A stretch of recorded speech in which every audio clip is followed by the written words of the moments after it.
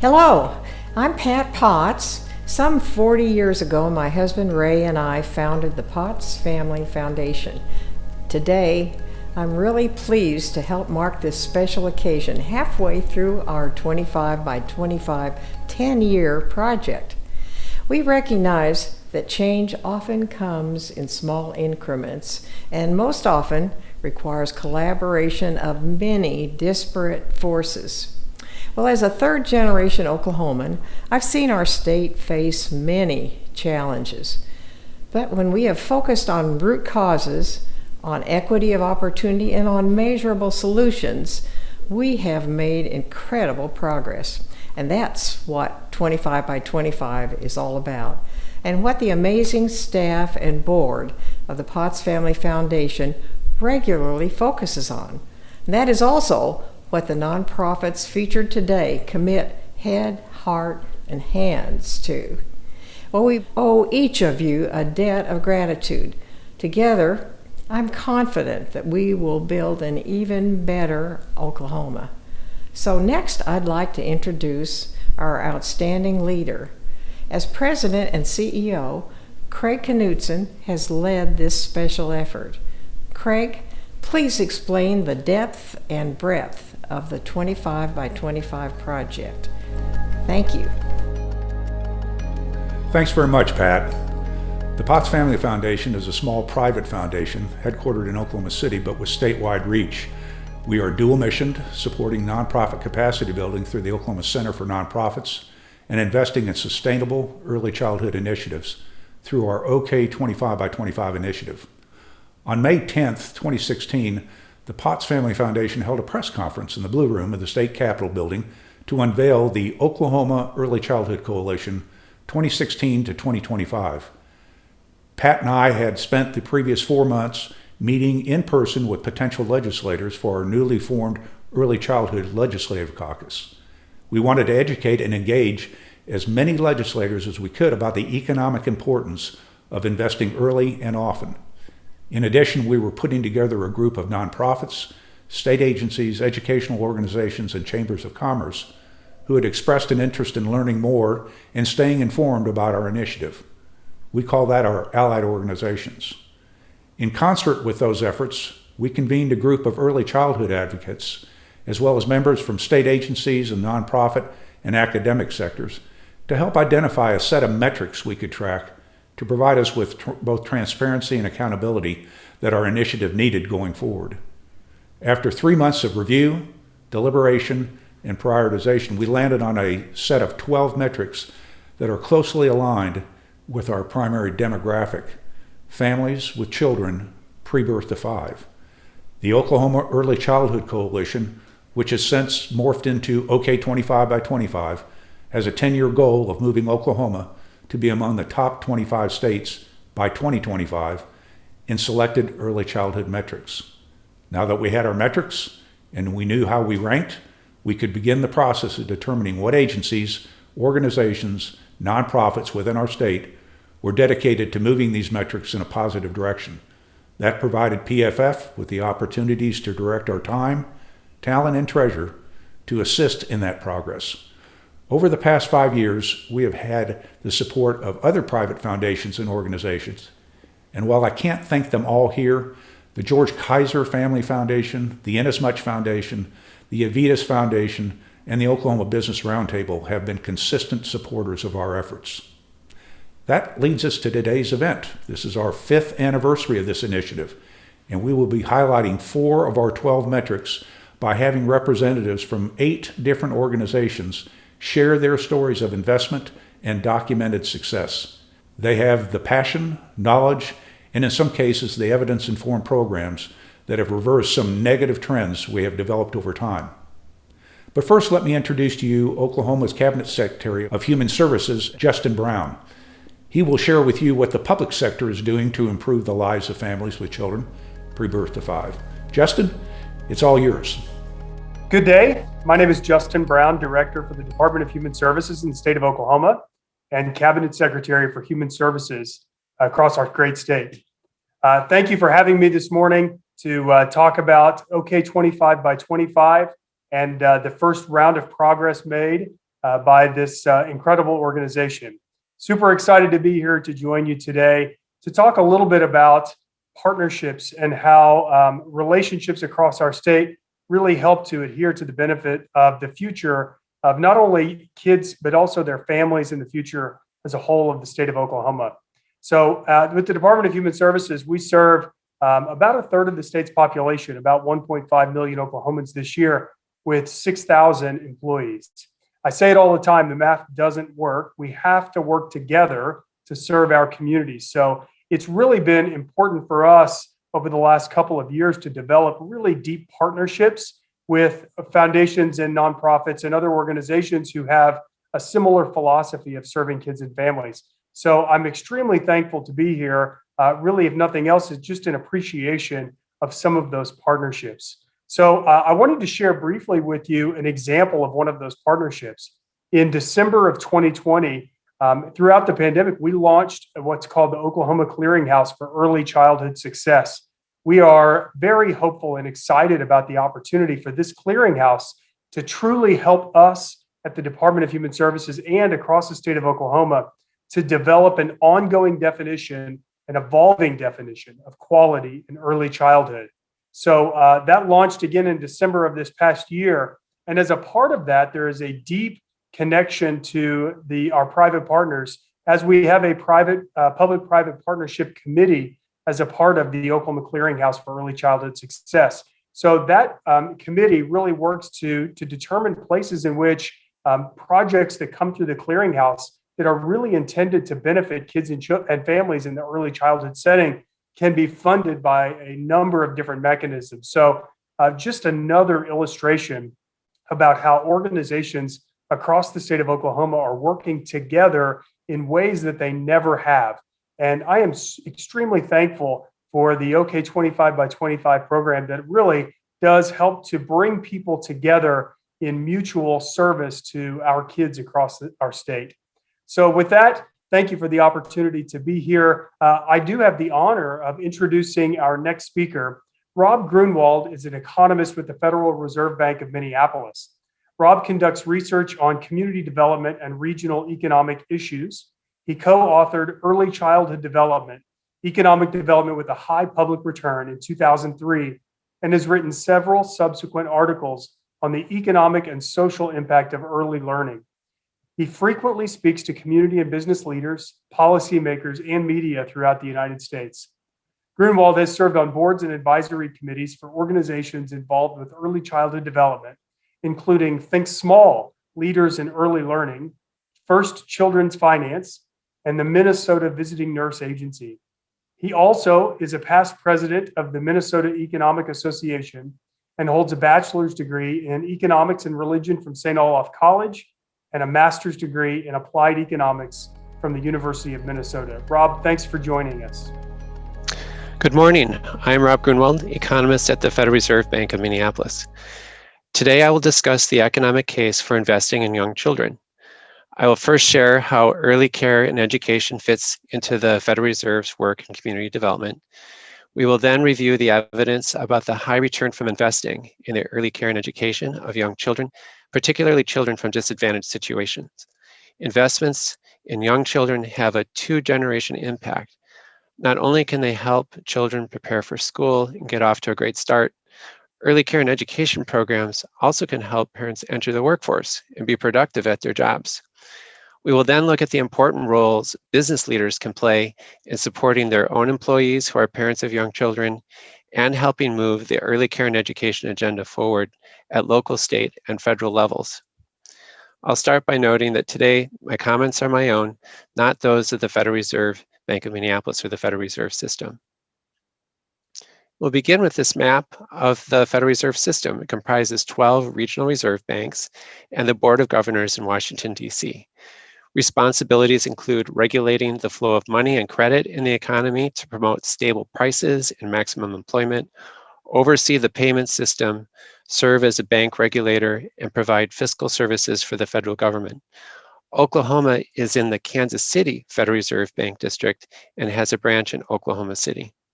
The Fed's outreach and research work in early care and education is housed in the Fed's Community Development Function, which began in support of the Community Reinvestment Act, which was passed in 1977, to promote the economic resilience of low and moderate income individuals and communities through research, information sharing, and convening.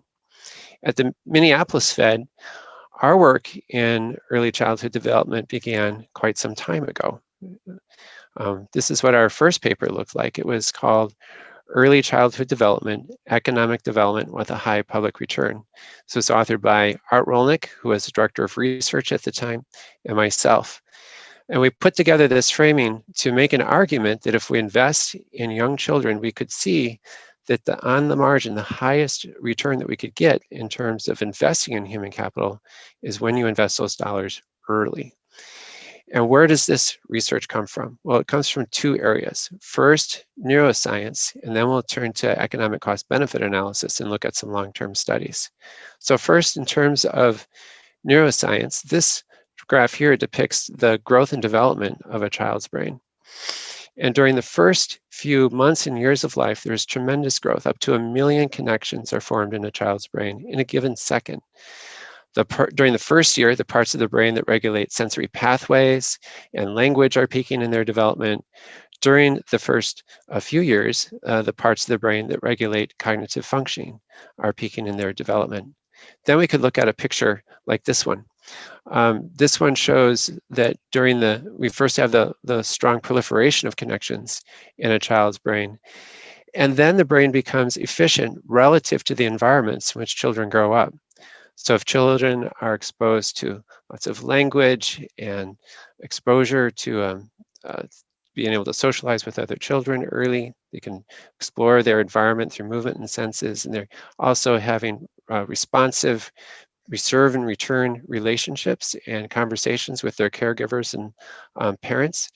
These are children who are likely to arrive at kindergarten fully prepared to succeed. However, if children have early adversity and are subject to excessive stress early, that can hamper this healthy development.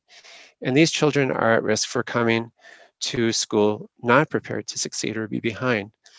And what research shows is that where children are relative to their peers early is where they tend to stay. And this is borne out in this study at the University of Kansas a number of years ago. And they were able to look at the trajectory of children who were growing up in professional households where parents had college education versus those that were growing up in households with very low income.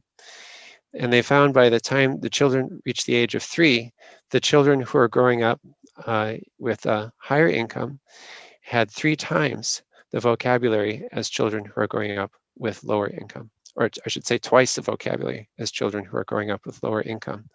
So this shows that the early experiences affect the life path of a child into school, but we can also follow that research and see how it affects their adulthood. And we lean on some particular studies to show the long-term impact of investing in young children.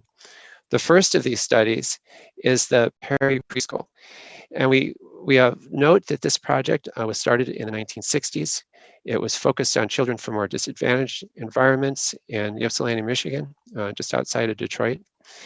And that children for 2 years had a preschool experience with a well-trained teacher that also include home visiting. So the teacher visited the homes of these children to reinforce some of those lessons learned early in those lessons learned in the classroom environment into the home. So what you see here is a result of cost-benefit analysis on this study. First, we see the cost of the program. Today's dollars is about $12,000 per year per child. On average, they attended for over a year and a half. Then we see savings to the K-12 system because there are reductions in the cost of special education. Then there are higher participant earnings once children reach the workforce. Now, most of that is a private benefit, but some comes back to the public in the form of higher tax revenue. And then we see the reduced cost to the less need for the criminal justice system. So all crime rates for these children who attended were essentially cut in half. We can have confidence about these results because the study design was a randomized trial. So children were randomly assigned to attend the Perry preschool program, or they were in the control group. And they were able to follow the participants of the study for many years. So at the age 40 study, they're to look at all these benefits that you saw in the previous slide and add them all up, and you get up to a $16 return for every dollar invested. We can also look at what that annual rate of return is over the lifetime of these benefits. So adjusted for inflation, the total return is 18%. Most of it's going to the public or to the non-participants. We estimate that public return at 16%. James Heckman, who is a Nobel laureate economist at the University of Chicago, has reanalyzed all of these data and makes a more conservative assumption about the crime cost, but still finds a very high rate of return at 10% once adjusted for inflation. So these rates of return are higher than the stock market, which over a longer time horizon has returned about 6% per year. The Perry study is joined by 3 other research studies that look at this long-term impact on children. The first here on this slide is the Abecedarian Educational Childcare Program. This is a full-day, full-year program in Chapel Hill, North Carolina. This study was conducted in the 1970s, used a randomized trial again, and they found that the children needed less special education in school. They had less grade retention. They were more likely to go on to college. And in their 30s, they found that there were significant differences in their health outcomes. Then we moved to the Chicago Child Parent Center project. This is a larger scale program in Chicago that includes 2 years of preschool and also parent education. And the benefits look quite similar to the Perry preschool program. And then the beginning of what's now known as the Nurse Family Partnership. This study was conducted in Almeida, New York. And here, registered nurses counseled at-risk expectant mothers who are having their first child and were at risk because they're either very young, a teen parent, or unemployed, having low income. And they found that this home visiting program was able to improve the financial security and stability for the family. And also they found that the children, by the time they got to adolescent age, were less likely to be committing crime. So all of these ratios are over 1. So there is a return on investment. In terms of annual rates of return, they range up from 7% up to nearly 20%, very strong rates of return. Most of the benefit is accruing to the non-participant. That is 60 to 65% of the benefit is accruing to the taxpayers. Now, the Perry project goes one step further and looks at the impact of the next generation. So the participants who attended Perry many years ago were surveyed in their 50s about their children, and they were able to compare the children who attended Perry with those who were assigned to the control group. So looking at that next generation. And the study demonstrates that early childhood development investments can pass to the next generation. So for example, children whose parents attended Perry preschool 50 years ago were themselves less likely to be suspended in school and are more likely to be employed as an adult. So now I'm going to talk a bit about one part of the early childhood development sector, and that's early care and education. So we recognize that within early care and education, here looking at child care programs, whether they're child care centers or home-based programs, also more publicly funded programs such as Head Start or Oklahoma's 4-year-old preschool program. And for those offerings that provide a substantial period of time during the day, such as a child care center or child care program, we recognize that this not only supports children, but also the economic security of families, because it allows parents to go to the workforce, be participating in the workforce, and also be productive at their jobs.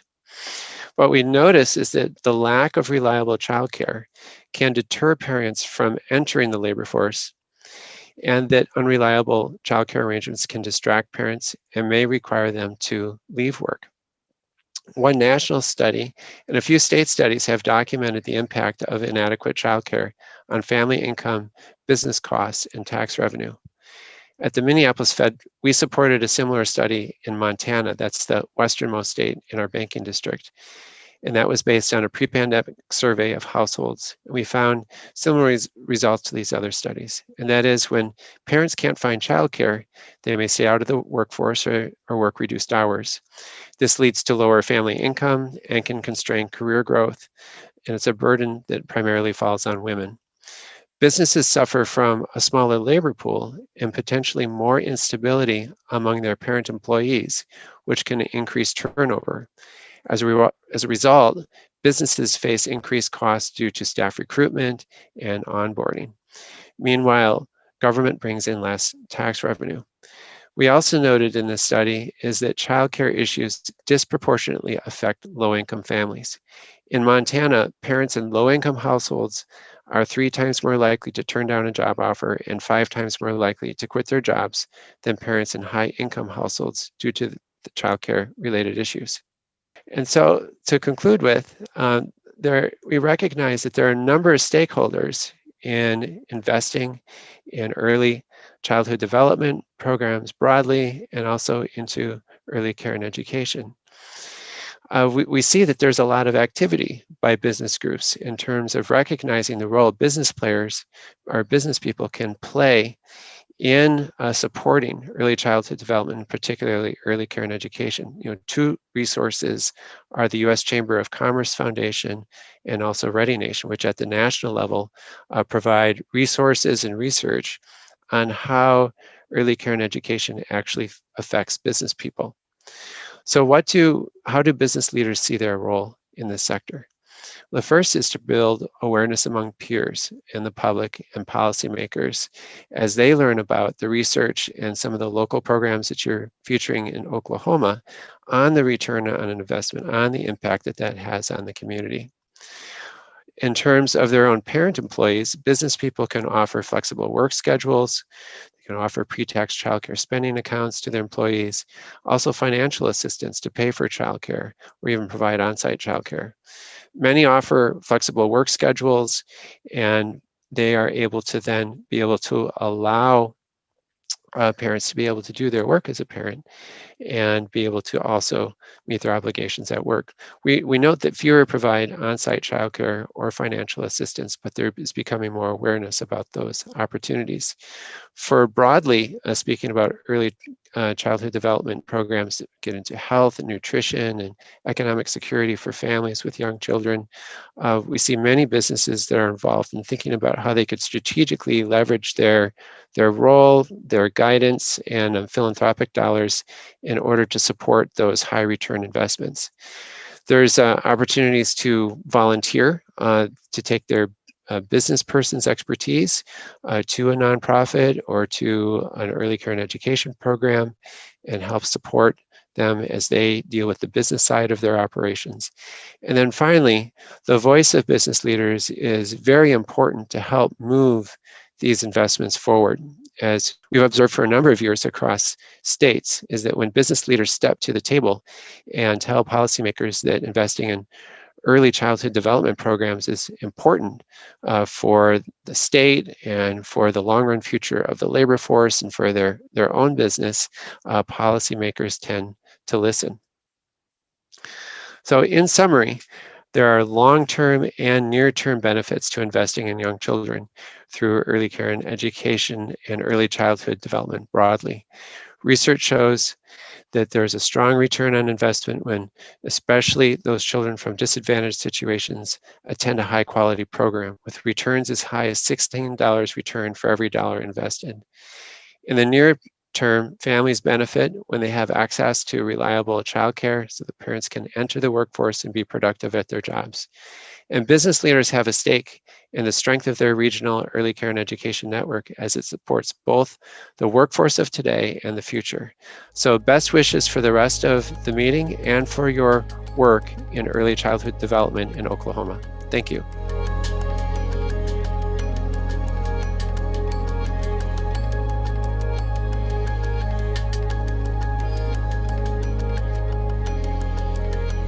Well, hello, I'm Jessie Thompson. I'm the Executive Director at Community Action Agency here in Oklahoma City.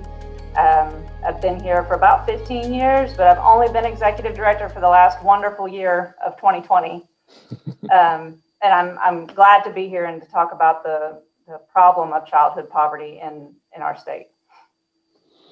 Hi, everybody. I'm Paul Shinn. I'm a senior policy analyst for Oklahoma Policy Institute. We are a nonpartisan, nonprofit think tank dedicated to policies that will help all Oklahomans and all families in Oklahoma thrive.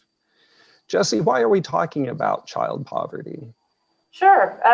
That's the basic question, right? Why is childhood poverty a problem? Why is it something that the state should worry about? Poverty is a cycle that is multi-generational. Many studies show that there are significant associations between poverty and child abuse, adverse childhood experiences, worse physical health, low birth weight. There's actual structural changes in brain development, mental health problems, delinquency, criminal behavior, adolescence, and adulthood problems. To reduce these outcomes, we have to promote anti-poverty programs and work to break this cycle. And it's the cycle that's so important. We can put Band-Aids on some of our inequities and some of our policies that don't do the job, but that's not what we want to be doing. We don't want a Band-Aid, we want to cure. Mm-hmm. Just a few numbers then to kind of put things in perspective. First, a lot of people don't know what poverty means. Officially, I'm going to give you poverty data for 2019 before the pandemic. That's the latest we have. Officially, a family of three was in poverty with income at or below $21,330. In Oklahoma, the child poverty rate in 2019 was 19.9%. So 1 out of 5 of our children was below that very low poverty threshold. It's 22% for children under 6. Racial disparities are substantial in our poverty statistics. Black child poverty is about double what white child poverty is, and Hispanic child poverty also much higher than white.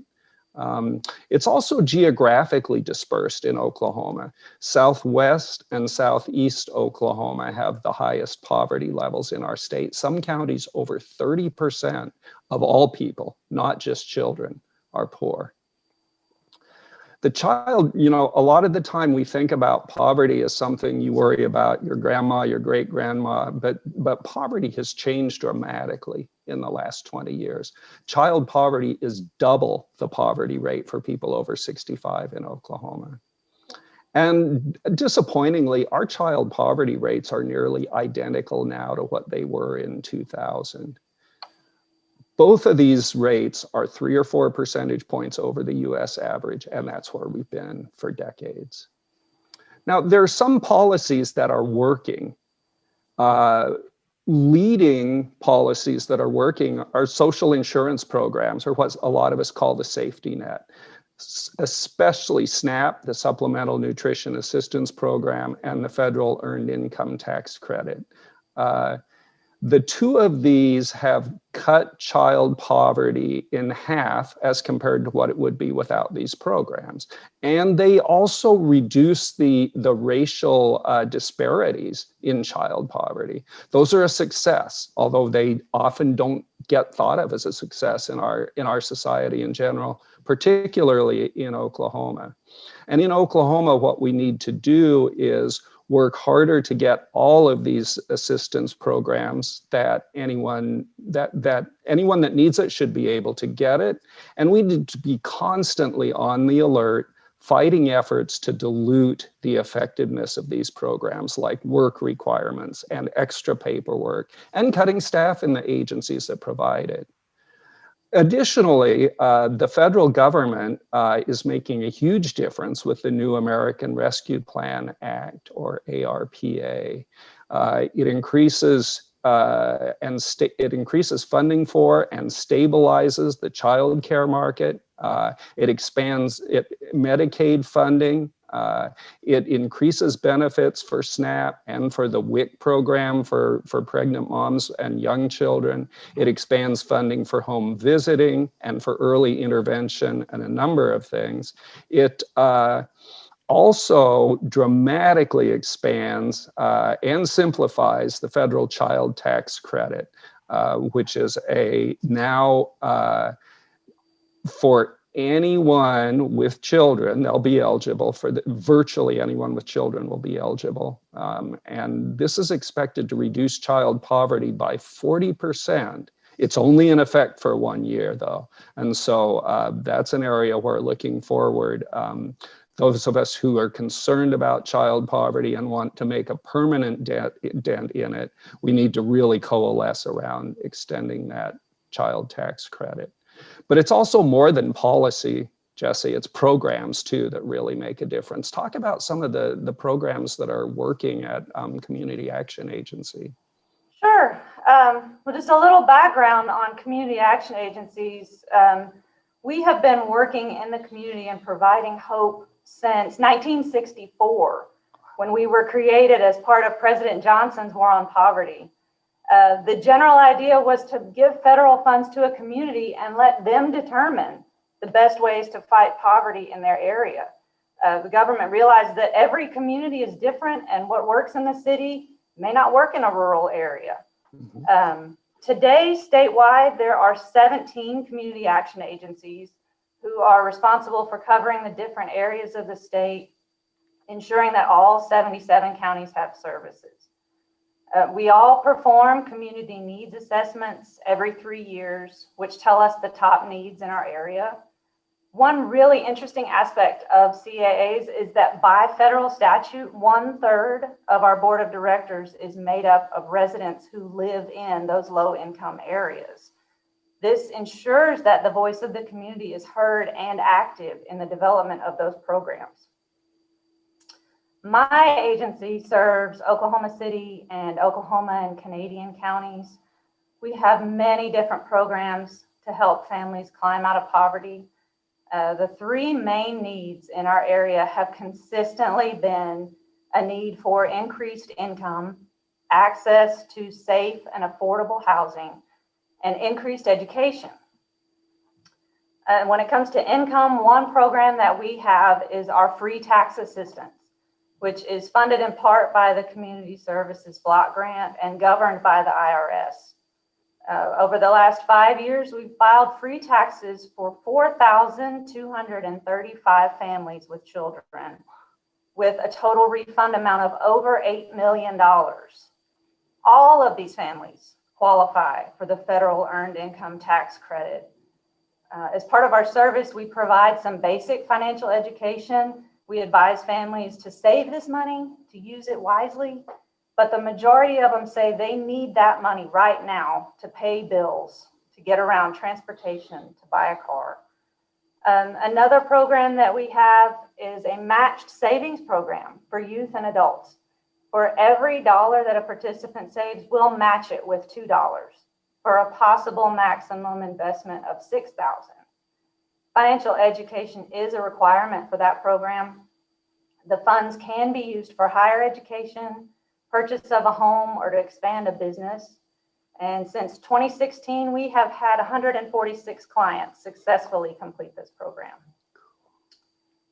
In housing assistance, we offer emergency home repair, weatherization services, affordable rental homes, and even home buyer services.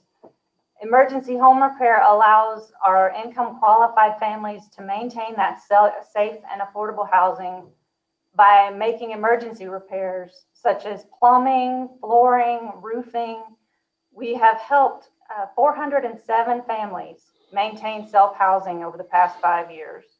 And we have weatherized 437 homes. That program is done through grants provided by the Department of Energy and the Department of Human Services. The weatherization performs energy efficient upgrades to homes to help lower those utility bills and lower their overall bills and raise their income in their household. Over the past 5 years, through a program supported by the Oklahoma Housing Finance Agency and the City of Oklahoma City, we have provided nearly $1.2 million in down payment and closing cost assistance to help 90 families with children purchase a home. Those families also participated in our homebuyer education workshop and received HUD certified housing counseling services. The goal is that they're better prepared for home ownership and know how to maintain their home. I recently, just this week, received an email from Miss Felicia Brody, who used this program to purchase her first home. Before contacting us, she was maintaining her sobriety. She had been sober for 4 years, but she was still living in Section 8 housing, and she only had custody of one of her 2 children. But after attending our homebuyer workshop and speaking with our housing counselor, she really began to believe that homeownership was possible. And our counselor walked her through the whole process, ensuring all the terms were equitable for her loan. And with this assistance, she was able to purchase a home in Canadian County, and she now has custody of both of her daughters. Cool. We have also developed a new housing program with grants from the Oklahoma Housing Finance Agency. We are able to purchase and rehab single-family homes in Oklahoma and Canadian County, and then we rent those homes to income-qualified families. Today, we operate 10 of those single-family homes, and 9 of them have tenants with children. I personally welcomed a family of 4 into their new home in 2017, and there is no experience like having a little 4-year-old grab your hand and drag you through a house and saying, "Come see my room." He was so excited. That's so cool. In the area of education, our Head Start program is our crowning jewel. Our program served 9,473 children in the Oklahoma City area from 2016 to 2020.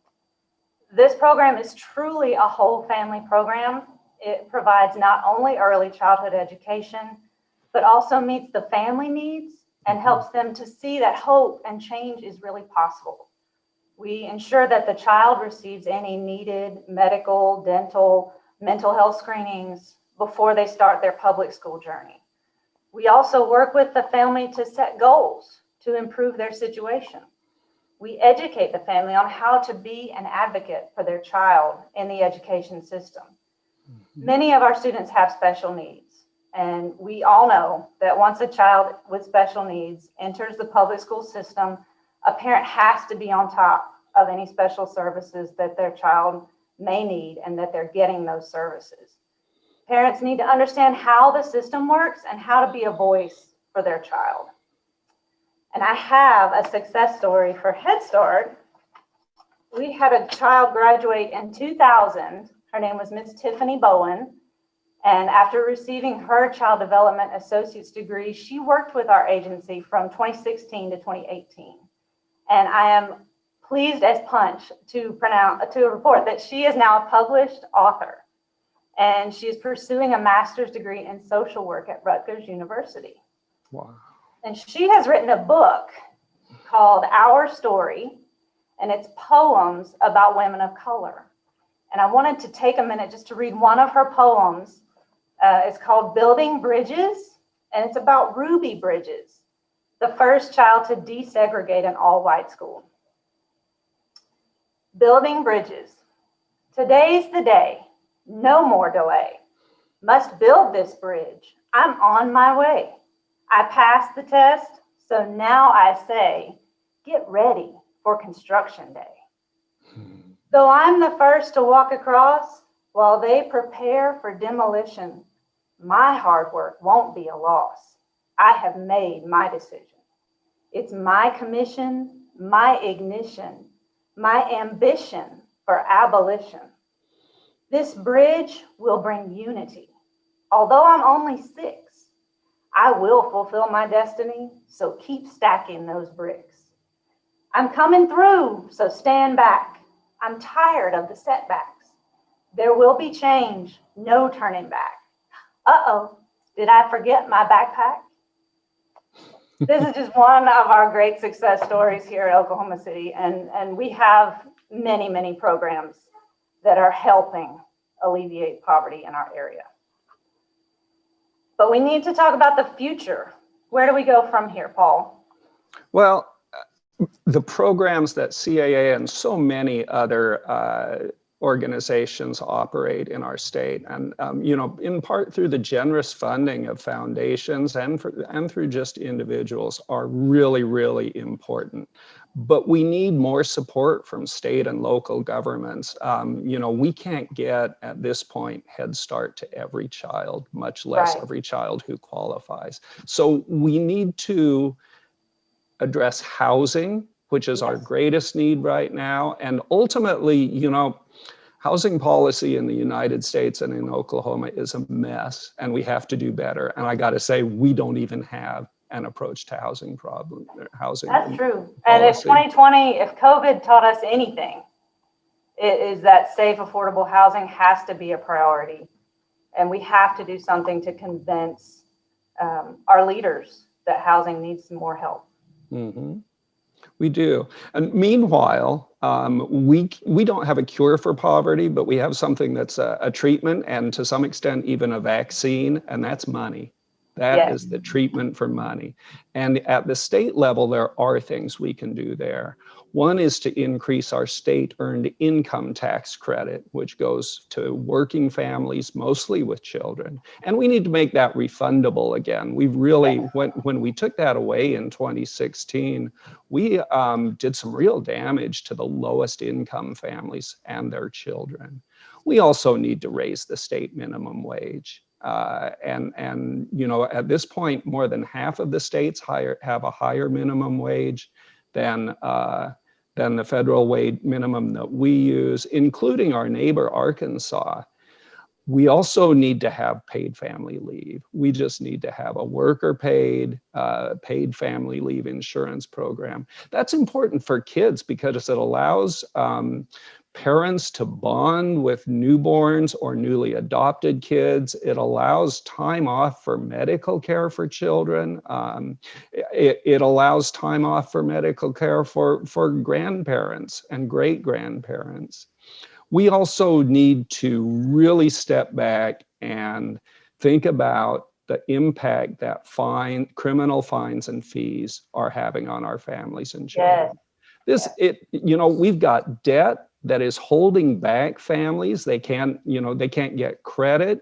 It's putting parents in jail instead of home where their children need them to be. Yes, we need more diversion programs. We need to encourage our leaders to be more of a socially conscious when it comes to punishment for crimes.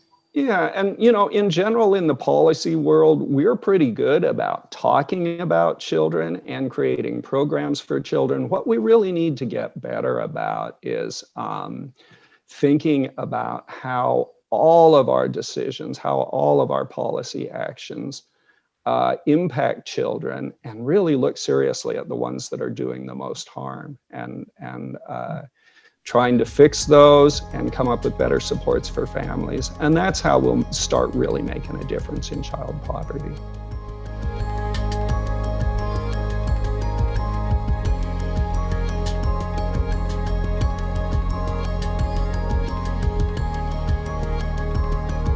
Good morning, everyone. Good morning.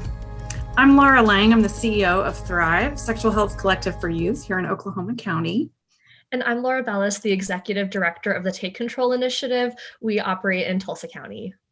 Our organizations are both working on the issue of teen pregnancy prevention and the improvement and enhancement of sexual health for youth, adolescents, and young adults.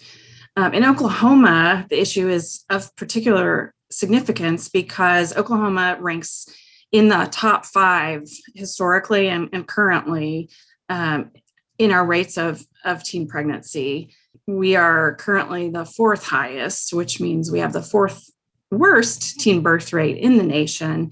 And of course, the United States has the highest teen birth rate in the developed world. So it's a significant challenge here in Oklahoma. Both Oklahoma and Tulsa counties represent more than 1/3 of all teen births. And while we have seen a significant reduction over the last 10 years in both communities and in our state, there's still quite a bit of work to do. We know that the majority of teen births are to 18 and 19-year-old mothers, and that surprisingly 1 in 5 births in Oklahoma was to a teen who was already a parent.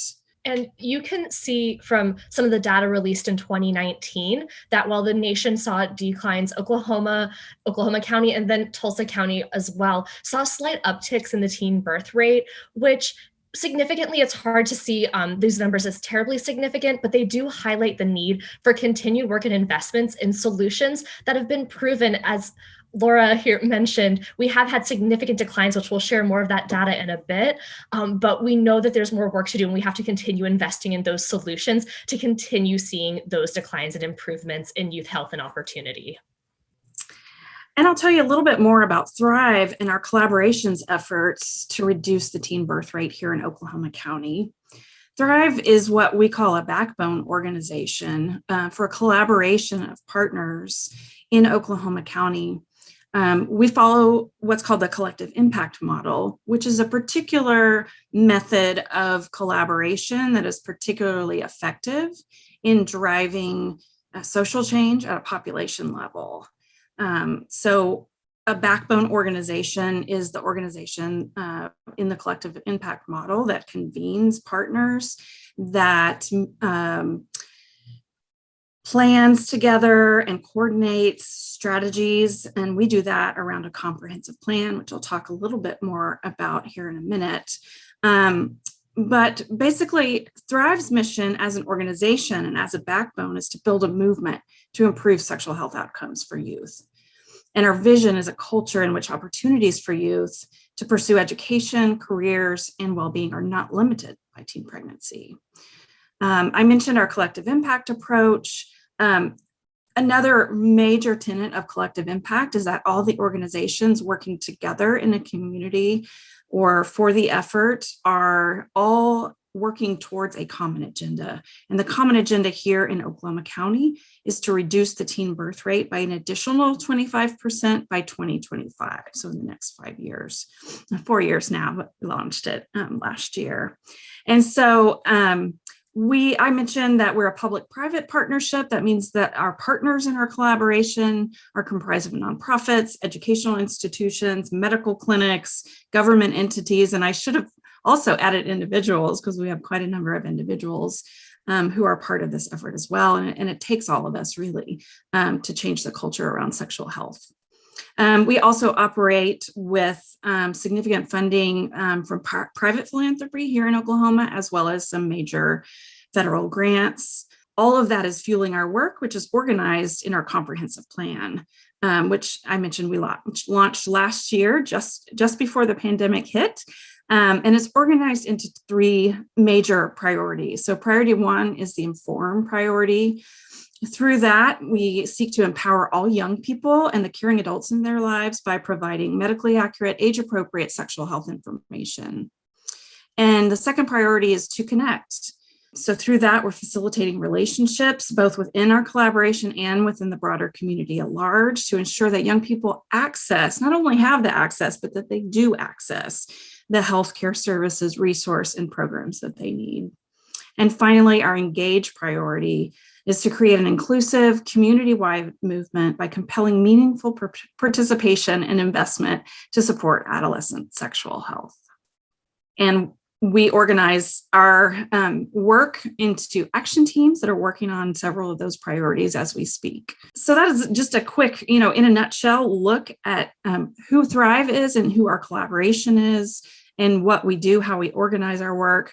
But the impact, the outcomes that we've seen, this is a look at the decrease in the teen birth rates over the last 10 years. The 2019 teen birth rates were just finalized recently, and there's been an overall decrease of 52% in the teen birth rate in Oklahoma County, specifically in those 10 years. So as we've both mentioned, we've seen a lot of success. The impact has been great so far. And yet we still have quite a bit of work to do, as we are still, in the top 4 for the highest teen birth rates in our state and our communities.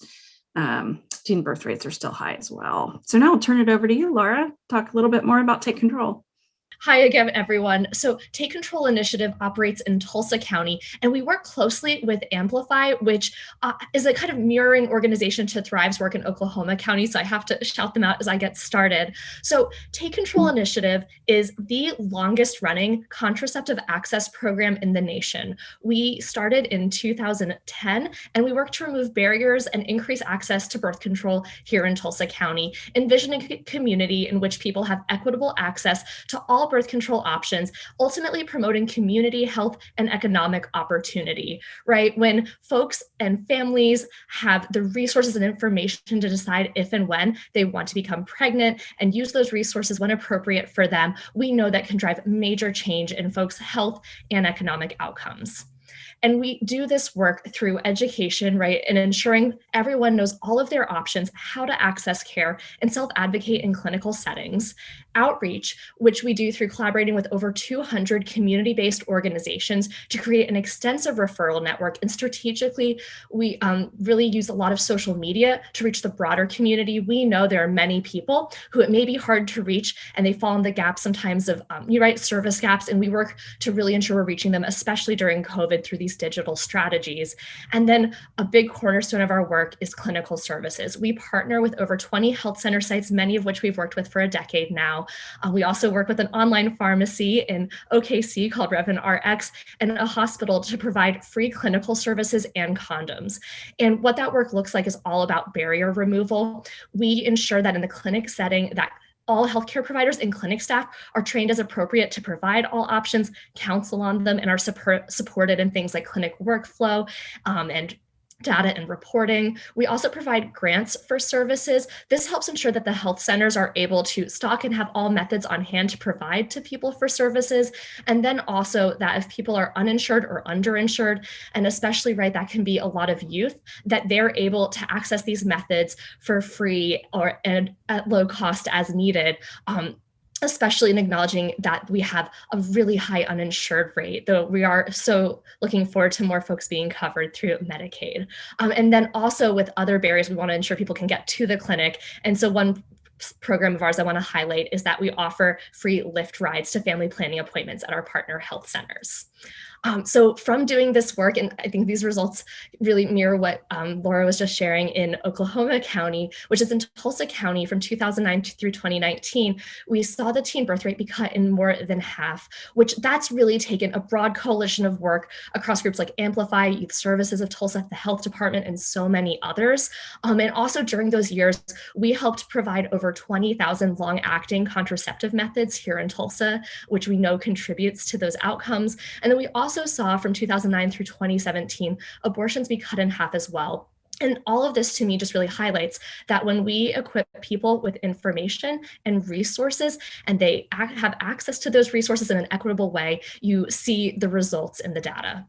Now, we just shared all of these wonderful local successes in Tulsa and Oklahoma County, showing that we know what works and what can make a difference in our communities when it comes to teen birth rates and health and youth health. There's that need, of course, though, to sustain this work and then expand on it. And one opportunity that we're recording this here on April 21st, and so this should be heard on the floor today. One such opportunity is through Senate Bill 89, which is going to require health education be taught in schools, which is something that our broad community and partners are very excited about. This would ensure that there's medically accurate and age-appropriate health education happening for students here in Oklahoma. And we know that this is one small piece, but a good sustaining policy piece of ensuring this work is truly carried on and equitably reaching people across our community.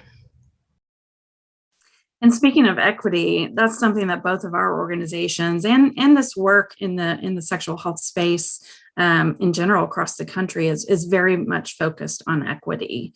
In our comprehensive plan in Oklahoma County, Momentum Matters, we really took a deep dive into our data, and it revealed some disparities for which we know we need to engage individuals with lived experience to work with us to understand what barriers are faced by populations experiencing the greatest disparities in their health outcomes. And so we know that disparities exist in Oklahoma by age, by race and ethnicity, and by geography. And then we have some disparities that exist among other priority populations, such as LGBTQ plus youth, foster and adjudicated youth, children of immigrants, youth living with disabilities, and youth experiencing homelessness are some of the priority populations that are in our comprehensive plan that we'll be working with to ensure that we can help remove barriers, that we can foster communication and programming and resources to help close those gaps. And I know in Tulsa, Laura, you all place emphasis on equity as well. Yes. Yeah, I'm so glad that we got to really bring equity into the conversation. And as Laura said, this is work that really bridges across Tulsa and Oklahoma County, which I know we think of as our urban centers, but really do have rural communities too. And so it's just such a privilege that we have gotten to work longitudinally, including together, sharing ideas and best practices to really find solutions that work for Oklahoma that we hope we have the opportunity to continue expanding and sustaining, because it's such critical work that really does make a difference. Absolutely. And we know that, with the progress we made, in order to maintain that momentum, we really have to get more laser focused. We have lots of projects and programs that between our two organizations and those other partners that we work with provide direct services from an educational standpoint, medical standpoint, and community engagement strategies. And many of the strategies that we've implemented to date have been designed to really reach the largest number of individual adolescents in our communities so that we could really drive that teen birth rate down most quickly and effectively. But now we know that laser focus is really needed and more intentional focus and investment, working with our priority populations and ensuring that everything we do is really done through an equity lens is going to be what's needed to continue that momentum and keep driving it down. Yeah, absolutely. And you can find our both websites and contact information here on this slide if you want to reach out and work and partner and support us in doing that critical work, especially as, per what Laura was saying, we really laser focus on ensuring we're meeting unique community needs. Thank you so much for the opportunity to talk to you today. Thank you, everyone. Have a wonderful rest of your day.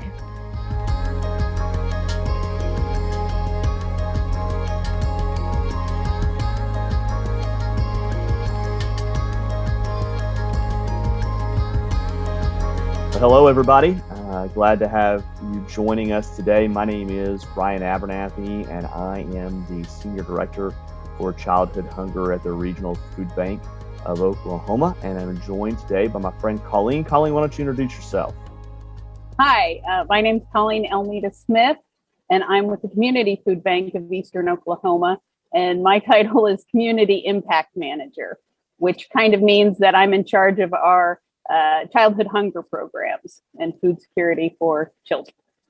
So we're both privileged to get a chance to work in the area that is such a huge focus in our state and such a huge need in our state. And today we're going to talk a little bit about some of the issues that are currently facing children in our state in regards to food insecurity, hunger, and poverty. Some of the current solutions that our two food banks are entering into. And then the future. What is the future going to look like as far as addressing these issues? Where is the work going? So I want to start today, for those of you who may be unfamiliar, with outlining some of the issues that we are currently facing in childhood hunger here in the state of Oklahoma. And we'll start with what is probably the largest issue for children in our state, and that is truthfully just the issue of access. Because our state is largely rural and we do not have a large amount of public transportation access, even in our larger metropolitan cities, much less outside, then the ability to just access healthy food, fresh fruits and vegetables, and to be able to utilize federal assistance on purchasing healthy things is already limited. We have a lot of areas in our state that exist in what are called food deserts, which means they don't have ready access to a full service grocery store with fresh fruits and vegetables. And a lot of those areas are rural. That is a huge challenge that faces rural families in our state, which obviously affects children. But in our metropolitan areas, it's a combination of food deserts and what we're talking about more and more, which are food swamps. And food swamps don't get nearly as much play. It's a lot more fun to talk about deserts because people get that. People hear swamp and they think, oh, what's that? It sounds like a place where there's a lot of gross things kind of living underneath the surface. And there's some truth to that because a food swamp is an area that is overrun by large amounts of food that is not nutritional, doesn't have a lot of value add nutrition to a person's life. So if you'll stop and think about major urban areas in Oklahoma City, Tulsa, Lawton, Enid, those types of areas, and there are parts of town where not only is there not a grocery store, but the majority of food purchasing power that exists for families has to be spent at the local convenience store or on fast food. And I'm sure right now, as I'm saying that, you're thinking about areas, parts of your town where you've gone to and you're like, hey, there's not a grocery store, but there's a convenience store we could run into. And that convenience store sells fried foods, fresh hot food that's fresh prepared, but it's fried, it's not healthy, no fruits or vegetables, particularly fresh fruits or vegetables, large amounts, chips, sodas, that kind of stuff. And part of that, obviously, because that's what a traditional convenience store has access to, but also because those are the types of things that are sold there in overabundance, which creates a food swamp. Another type of industry that you'll see inhabiting these food swamps are things like what Dollar Tree, Dollar General, low-cost little mercantiles, where people can go in and it looks like there's fresh food that is available there, but it's sold at a high markup or it is not high quality.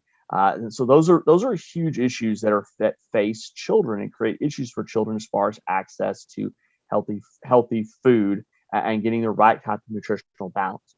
The other big issue related to access is if you'll stop and think about the school districts that are in our state, which are primary sources of health for children, particularly children that are in poverty. So our access rate on National School Lunch is actually pretty good, but school breakfast is a rarity. We have one of the lowest access rates of school breakfast in the United States, which creates issues because you've got kids that are coming to school hungry, and then they're waiting for lunch in order to be able to eat. There have been a lot of initiatives over the last several years to attempt to alleviate this issue. Things like breakfast in the classroom, breakfast after the bell. But there's often pushback from school districts to be able to access those types of things. Like particularly here, there was a district here in the Oklahoma City metro where there was a big push to do that. And they got a lot of pushback because they were concerned about the extra cleanup, the extra work might be put on a janitorial staff or a janitorial service that was being used, particularly if they were using this particular school wanted to use breakfast after the bell where kids could actually eat inside of the classroom.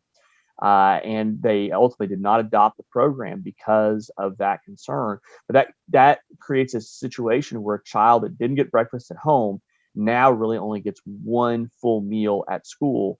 And then after school, depending on what's available in their district, whether their district has an after school program, whether there are after school programs they can access, or whether they can get to one of those after school programs. So those are a lot of the access issues. The other issue that I do want to talk about for a few minutes, and it's because it is something we will have the opportunity to address here, hopefully in the next 24 months, is a lot of opportunities exist in the area of federal programs. And Colleen's going to talk about those here in a few minutes that our food banks are currently accessing. But one of the big limitations of federal programs, particularly federal childhood hunger programs, SFSP and CACFP, the Summer Food Service Program and the Child and Adult Care Food Program, is that they are typically only accessible via a congregate meal model. Some of those rules have been waived during the current pandemic, which has helped us to be able to feed more kids. But during normal operating procedures, children cannot take that food home. So, for example, let's say your 7-year-old goes into an after-school program at the Boys and Girls Club that's using a CACFP model. They go in, there's a meal that's there. They're 7 years old. It's a good amount of food. There's an apple, and there's some fresh green beans, and there's a nice chicken sandwich that's sitting there for them. And they get to eating on that, and they're like, "Oh, I'm full. I'm 7, and I ate lunch at school at 12:30 or 1, and it's 3:30 now, and I'm full. But I've still got half a sandwich and the apple left." They can't take that food with them. They cannot wrap that food up and walk out with them and take it home and eat it for dinner later if there's not anything at home. And that's because the federal rules say that they have to consume that food on site or has to be thrown away. And so that federal rule creates an issue or a barrier to that child being able to have good food and good nutrition.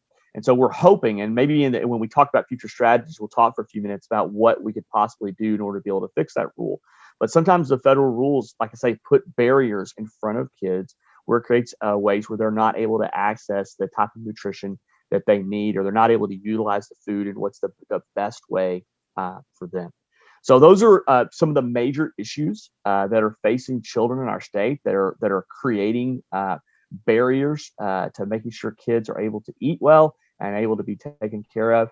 But I know that everybody's here is like, well, great, Ryan, you've identified a lot of the barriers, but what are you guys doing about it? I mean, come on, you're the two perennial anti-hunger organizations in the state. You guys are the ones that have the food. You're supposed to be making the difference, and you know about the barriers. How are you fixing it? And here's the thing.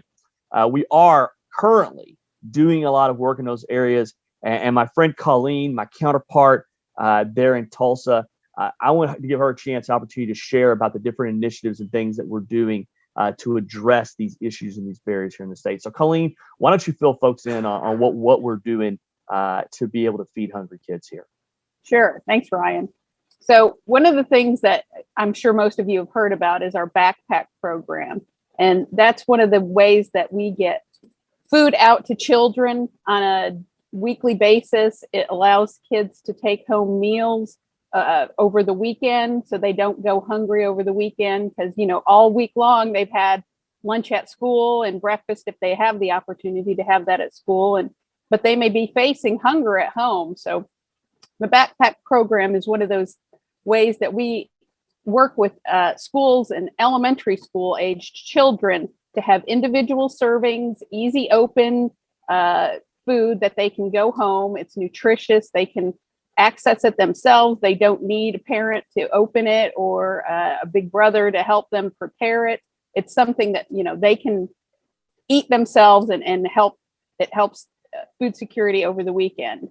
Another program that we have is the school pantry program, which we've been expanding that greatly in the state of Oklahoma, and putting school pantries in middle schools, junior highs, high schools. That allows the older kids to access the food, and it's a choice model where they don't get the backpack that they take home, where we've decided what needs to go home with them. They actually get to pick the food that they can take home with them. So it's things like rice and beans, pasta, spaghetti sauce, things that they can make meals with, and it's more age appropriate.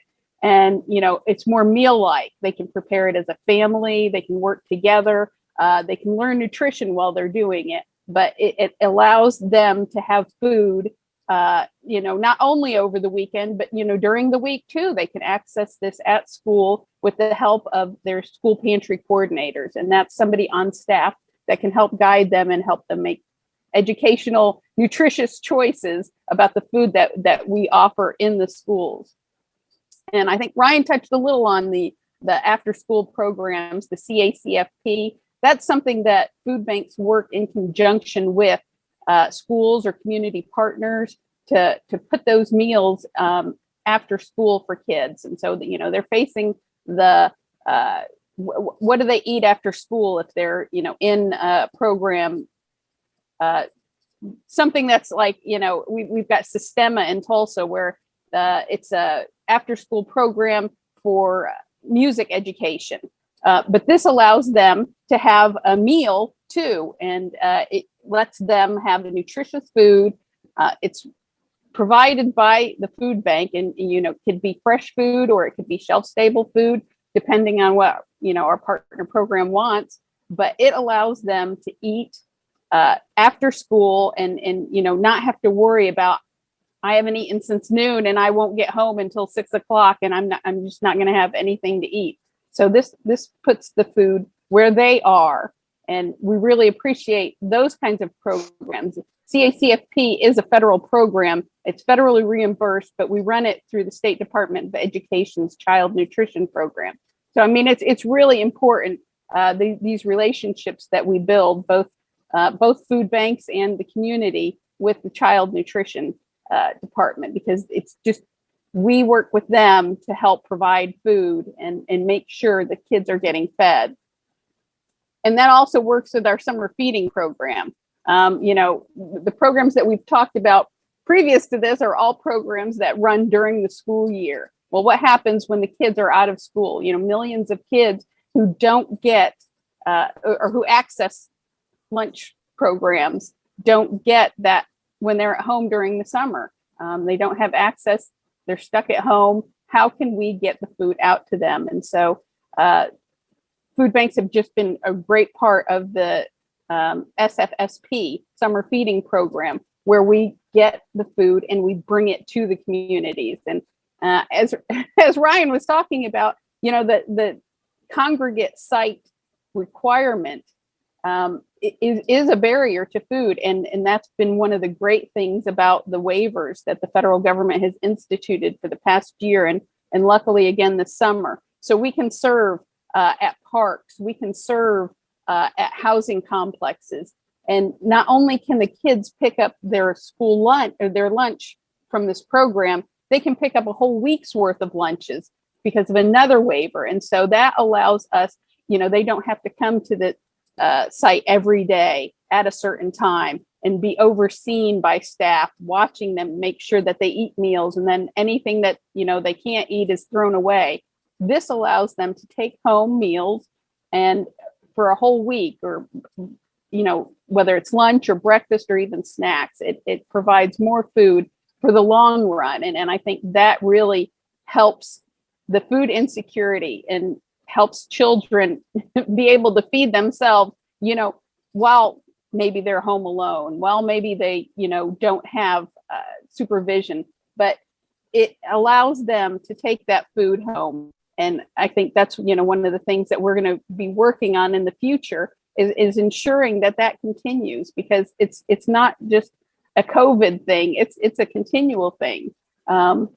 And another one of the programs that we have at the Community Food Bank of Eastern Oklahoma that we're really excited about is the free family farmers markets. And this targets preschool aged children. And we do this through the Tulsa CAP, the Community Action Project sites, their early childhood development centers, plus our EduCare sites in Tulsa. And this is a community event where, the families that attend the preschools and early education centers can come and get produce, can come and get fresh fruits and vegetables.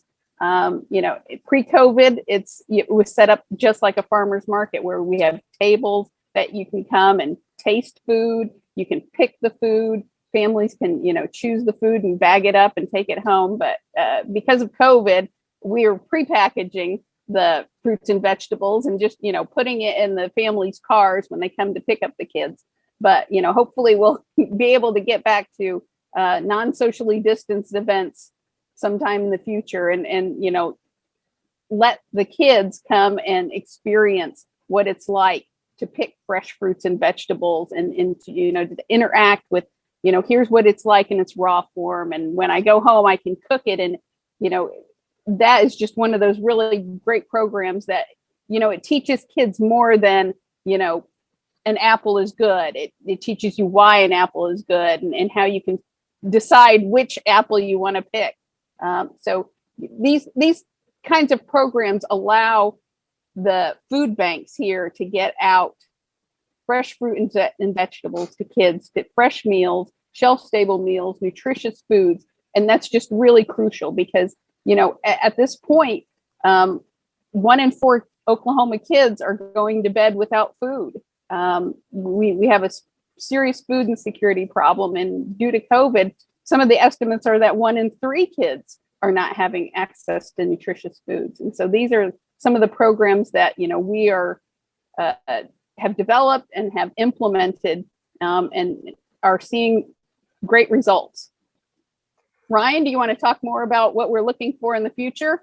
Yeah, I do, Colleen. But I tell you what, I just cannot echo enough the comment you made about the fresh fruits and vegetable thing. And I'm jealous of your free family farmers markets. That's a really cool deal. We had a summer feeding site several years ago where we got a chance to do some peach gleaning, and so we added some peaches to our mix with some of our lunches. And I was actually at one of these sites that got the peaches with Rodney Bivens, who was the food bank's founder. This back in the days when Rodney was there. And this little girl pulls a peach out and is holding her hand, and she's like, "What is this?" And Rodney's an older dude. He's grandfatherly, he's all grayed out and everything. He just gets down on knees and goes, "Well, sweetheart, that's a peach." And she says, "No, it's not. Peaches come in cans with syrup." And man, so many of these kids had never seen a peach in its raw form. And so we had to have a peach eating lesson. And he showed, this is how you peel it, and this is the pit and all this stuff. And these children had never been exposed to this. And that's such a huge issue. And I love the fact you guys are highlighting that. So, some of those solutions that I'll talk about that we're kind of working on. One of the biggest ones, Colleen and I both talked about this issue with the congregate feeding issues at our federal sites. So all the decisions on that are bound up what's called childhood nutrition reauthorization. And so one of the solutions we're working on is we're trying to change the law. CNR, which is what it's called, childhood nutrition reauthorization, CNR is a decade overdue to be fixed. A decade. Basically, they've just been kicking the can down the road for 10 years on this deal. And the truth of the matter is the best opportunity to get something done is in a non-election year. So 2021 is our year, and we're pushing, we're lobbying, we're visiting with the people in the Oklahoma delegation. And we're saying, hey, let's get this done. And the two big things that we're pushing for that I would invite all of you to push your legislators on is let's get rid of the congregate feeding requirement, and let's get rid of some red tape. We all know how Oklahoma politicians say that they hate red tape, and only make it a unified application where we only have to apply once a year. Because right now, Colleen and we're wasting countless hours in the State Department of Education. Our friends there having to waste countless hours processing applications for these programs that are basically the same twice a year, because the CACFP application is not the same as the SFSP application. So there's two things that we're lobbying for in childhood nutrition reauthorization to try to make some changes. Another thing we're doing at the regional food bank is we're looking at where our school pantries are located at middle schools and high schools. And we're running that through a grid of counties that have have high childhood food insecurity and low access to food pantries and things like that. And we're targeting some of those school pantries to turn them into community-based pantries using a mobile pantry format, similar to what Colleen's describing with their farmers markets. We have a new mobile unit called Fresh Moves.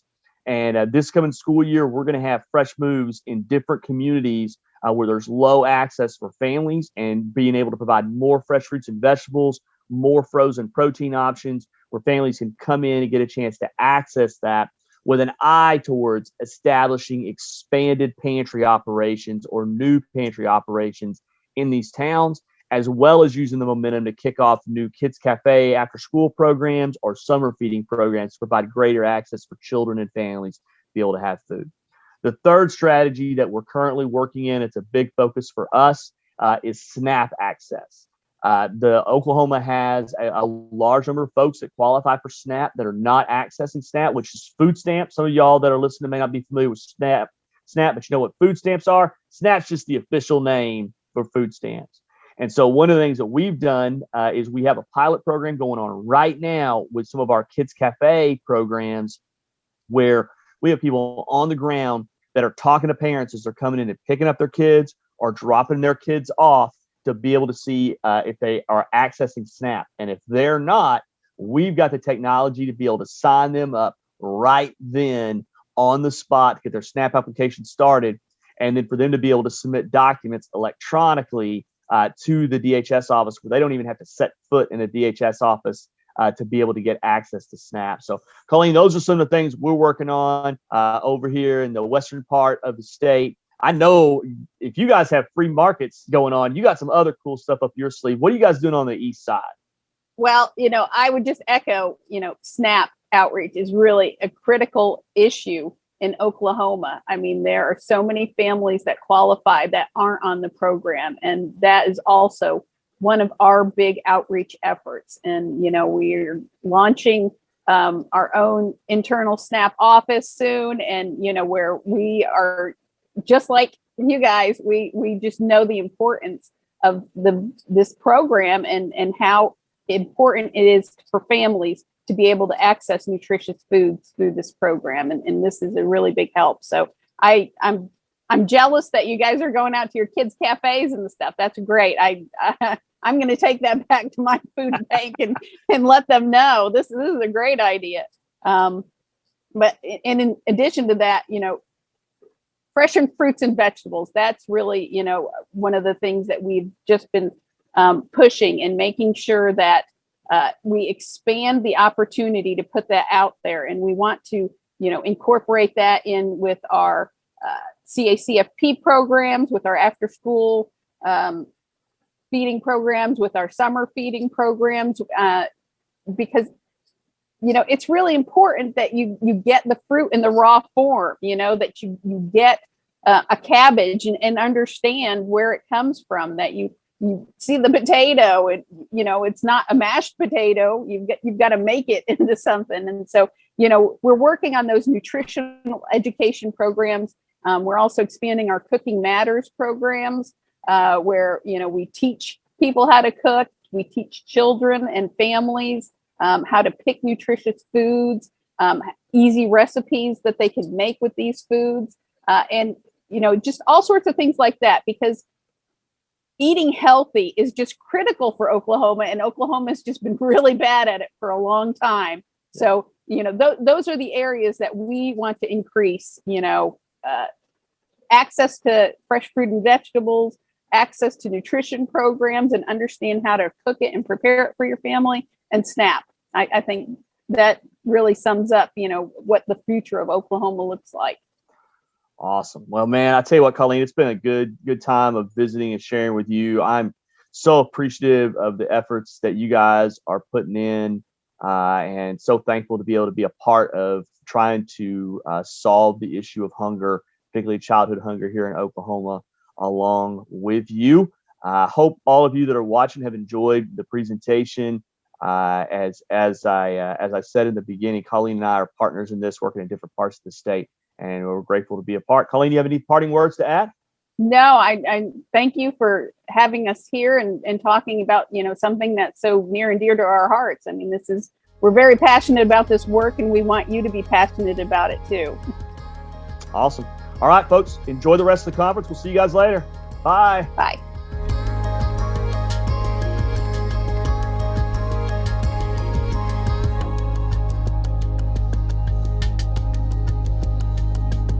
Hello, I'm Sherry Fair, and I'm the Executive Director of Parent Promise Prevent Child Abuse Oklahoma, and we are based in Oklahoma City, and we primarily serve Oklahoma County and then also some of the remaining Oklahoma City metropolitan area. And I'm Regina Moon, President and CEO of the Parent Child Center of Tulsa, and we serve primarily Tulsa County and adjacent areas. That's great. And we're here today to pretty much define the issues of child abuse and neglect in the state of Oklahoma, which both of our agencies address. And so I've got some updated statistics I'd like to share first. And in 2020, Oklahoma ranked in the bottom 10 states for overall child well-being, according to the Annie E. Casey Kids Count Data Center. And then since 2014, Oklahoma has consistently been ranked in the bottom 15, 36th is the highest we've ever made, and that was in 2007. So in 2020, Oklahoma is ranked even lower in the individual categories of education and health, and that would be 48th and 49th, respectively. Another concerning statistics comes from the Oklahoma Department of Human Services, and they recently released their 2020 child abuse and neglect statistics. And since 2010, we have gone from 7,500 substantiated cases of child abuse and neglect to just under 16,000 in fiscal year 2020. That number has doubled in the last decade. Besides the fact that this number is way too high and keeps going up, I ask you to think about how many of us sat around during COVID concerned that calls to DHS are down because during COVID, our children and our adults are all isolated. That means there's unreported events and uninvestigated cases. But think about this. During that 12-month period of fiscal year 2020, 3 of those months are the months that we are concerned that calls were down. It's April, May, and June. So if we believe those numbers are low, just under 16,000 is not acceptable. And if looking closer at the number of substantiated cases of child abuse and neglect helps get us closer to strategies that can lead to positive change for Oklahoma's children. Typically, of the substantiated cases, anywhere from 82 to 86% are neglect. In 40% of the cases, the abuser was the mother, and 39% of those cases, it was the father. What we can derive from this is that neglect and abuse are happening in the home.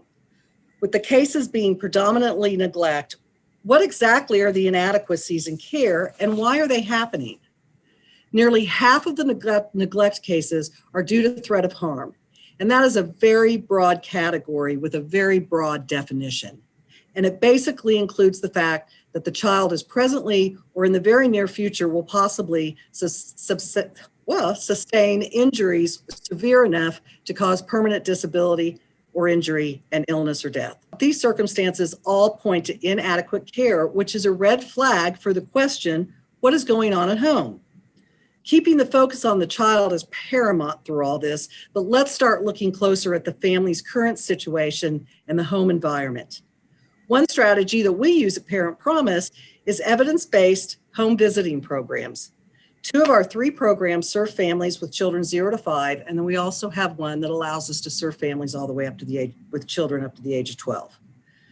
We know home visiting works because at Parent Promise since 2010, we have a 95% success rate of keeping families who go through our program out of the child welfare system. I predict a majority of the threat of harm neglect cases are really what I refer to as unintentional neglect. Knowing this, the next question should be, why isn't there enough food in the house? Why is the home not clean? Why are the children not going to regular doctor's appointments? Why don't they have a medical home? And why do they not get to school regularly? Why are they so absent so many days in the year? Are the answers that mom and dad or the caregiver is undereducated, which leads to being underemployed, which leads to not having enough financial security in the home to pay for those basic needs? Does someone have a substance abuse problem? Does mom and dad or the caregiver not understand the importance of the attachment and bonding with their baby?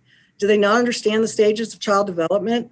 Or most importantly, that they are their child's first teacher and they are the one that has an incredible amount of investment in preparing that child to show up for school the first day ready to learn.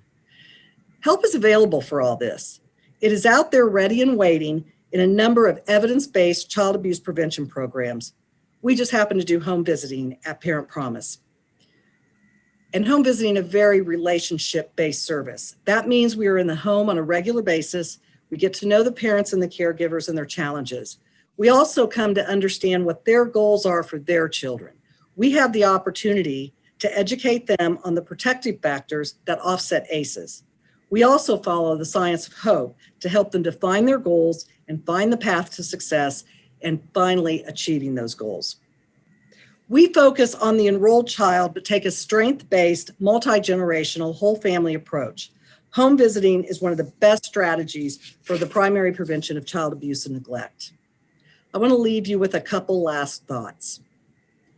If you can help increase the parent's self-sufficiency, decrease stress in the home, and decrease their stress and reliance on social services, or much worse, becoming part of the DHS system, when what was needed was support to get them and their children on a better life trajectory, we need to be investing as a state in doing that.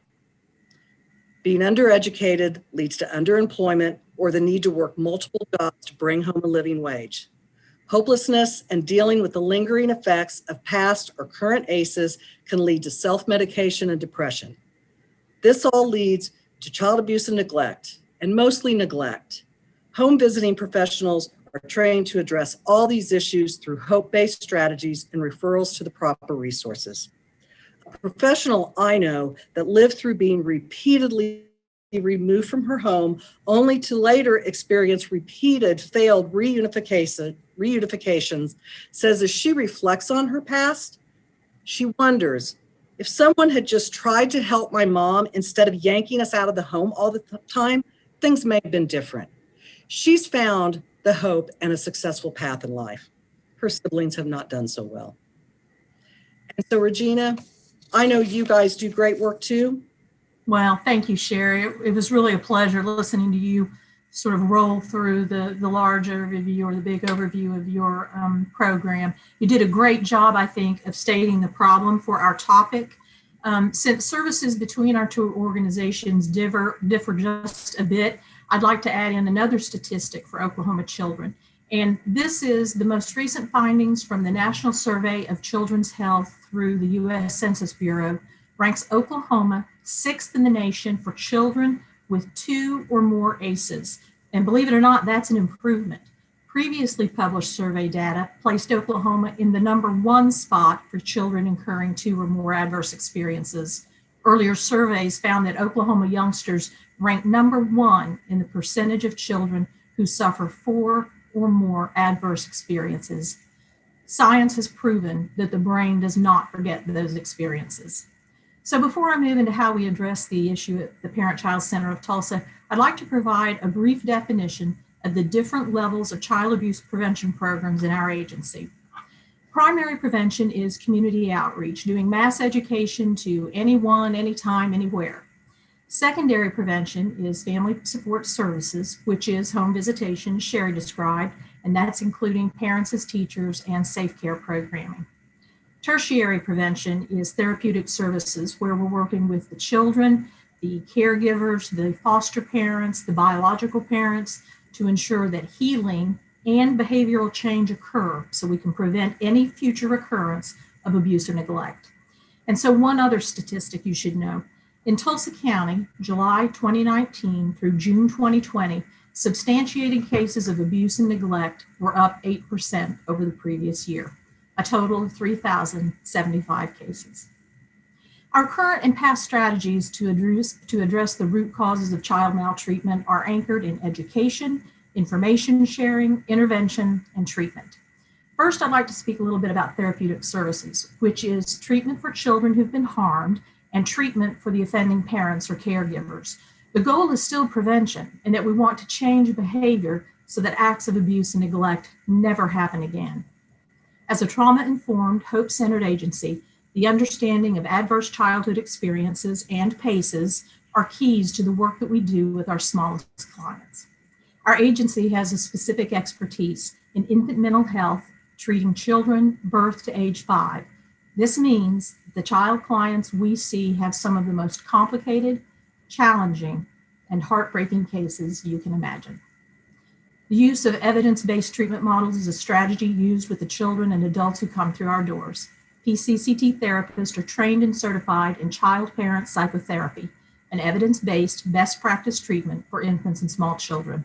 This model incorporates the parents and caregivers so that they can learn to restore their children's sense of safety and to support their social and emotional growth. Skills-based therapy is provided for parents or caregivers who themselves have experienced trauma or who are exhibiting concerning parenting behaviors. Treatment is intensive, and it helps parents learn emotional regulation, nurturing and bonding techniques, appropriate forms of discipline, and other parenting skills. Addressing the adult trauma is essential to the other work that is designed to break the generational cycle of abuse. As our former board chair once remarked, you model what you know. And so if, as a parent, you didn't have a great experience, many times that's passed on in the way that you parent your children, and that will pass on in the way that they parent their children. So really, you're just trying to stop that cycle. For parents and caregivers, the pandemic forced a pivot to telehealth versus in-parent therapy or group parenting sessions. It's been vitally important to continue treatment plans during this very stressful time for people who needed stability in the moment, but who also needed to continue attaining skills that form the foundation of making them safe caregivers for their children to prevent future incidents of abuse and to provide the possibility of reunification. As I mentioned, our prevention efforts include education and information sharing through community outreach broadly and with specific populations as a strategy to reduce incidents of abuse and neglect. For the community, we've been part of a public awareness multimedia campaign launched by the Tulsa Area United Way called Look Out, Reach Out, encouraging the public to be attuned to the children in their environments for signs of abuse and neglect. For young men, often the perpetrators of shaken baby syndrome, the period of purple crying information is taken out to community barbershops because that's where you can find groups of young men. I'm pleased to report that last year in Tulsa County, there were no shaken baby deaths. And regrettably, there was one shaken baby injured, but who survived. For new moms, we have our Bright Beginnings program. A team of registered PCCT nurses go out to the 6 Tulsa hospitals every day and do bedside education with new moms and whoever else is in the room about never shaking a baby and soothing techniques for dealing with the normal crying that all babies do, but that we know serves as a trigger for parents and caregivers. That's about 10,000 new moms a year learning about the period of purple crying through the Bright Beginnings program before they even leave the hospital with their newborn. And Regina, programs like that, because we have one in the hospitals too called Right Track, those can easily be scaled up and replicated if the resources are there to do that. Don't you agree? I agree. I think that they are simple concepts executed brilliantly, and that they can be scaled and replicated across the state and into rural areas. I don't think it's just confined to Oklahoma City or Tulsa. And so I think to that point about talking about the state, a statewide home visiting primary prevention program where state appropriated funding is protected and can't be maybe perhaps misused as it was in the past is also a future strategy that should be investigated. And that's really key when it comes to those state dollars and also the federal dollars that our state holds. I mean, that's key that money is protected. But you know what I think is key about your Bright Beginnings program and our Right Track program is that we've come to really believe having someone in the hospitals to meet mom before she even leaves has just been like a really highly effective first point of contact. Absolutely. Before they even leave the hospital with that baby, they've already gotten the first dose of prevention information. I absolutely agree. And you know, I think the biggest contributors to making that program a success is the nurses. Oh, yeah. I compare nurses to teachers a lot in that they see red flags. They see red flags before any of us do. And I know the nurses at Baptist Integris know we're there, and they're excited that we're there, and they're ready to, tell the moms about our program and then let us come in and visit. I think to every single hospital, it has been a real benefit. And I think there's just a great partnership to be realized between organizations like ours and those hospitals. Yeah, because another good point is that we can make sure they have a safe place for the baby to sleep before they go home. Absolutely. And that co-sleeping issue is put to the side, and it doesn't become an issue. I wanted to talk about, the use of telehealth, and you and I talked about this. It was necessitated by the pandemic, but we will continue to utilize that to connect with parents, to get them back on track with their treatment plans. the way we did business is not the way that we will execute going forward. We will never go back to the days before telehealth. It's now a tool, and it eliminates some of the barriers that I think get in the way of parents or caregivers keeping their on-site appointments with us, and that's transportation issues primarily. Yeah. And I agree with that, because I know that for safety reasons, we really prefer for our home visitors not to go out after dark. But because one of our goals is to help our parents find jobs with a living wage, we've been able to do home visits at 8 o'clock at night before the time changed. Or if someone did one, a Sunday afternoon worked perfect. So yes, I mean, that telehealth and using that technology I think is an improvement to home visiting programs and services like ours. And it's all part of that idea that you meet the client where they are when possible.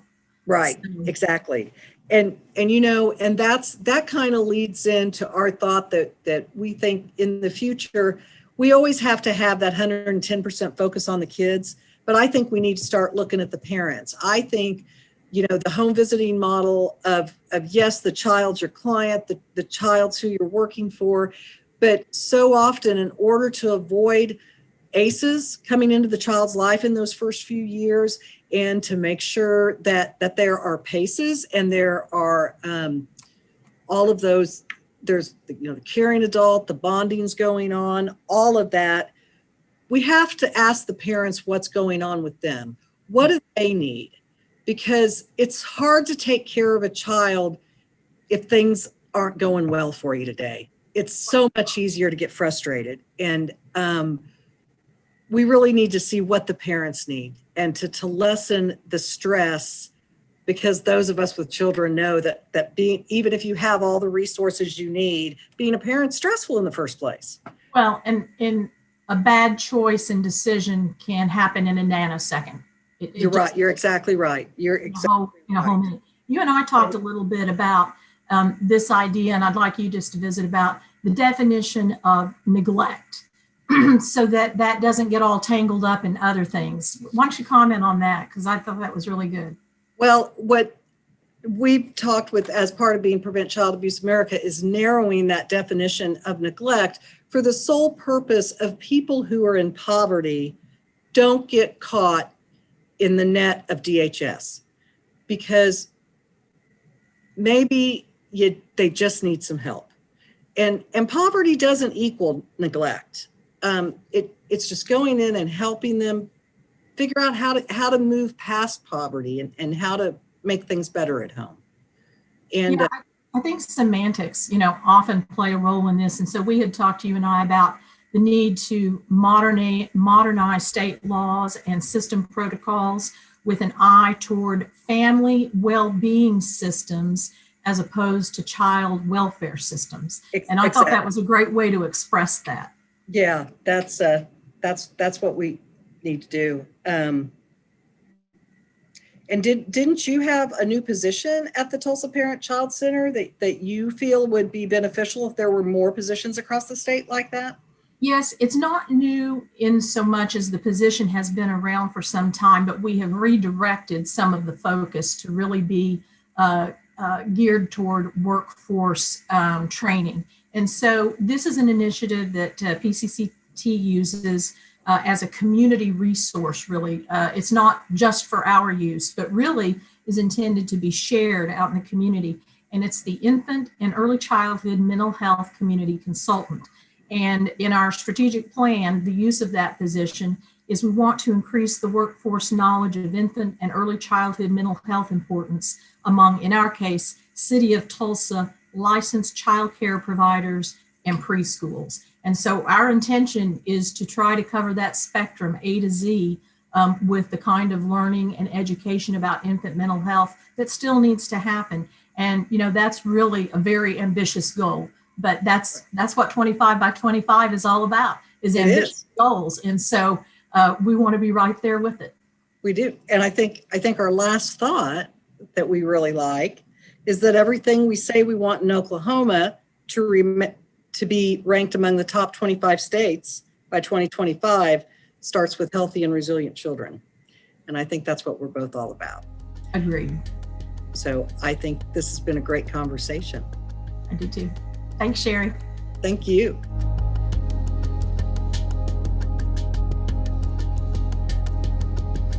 What a fantastic program. Thanks to each and every one of you.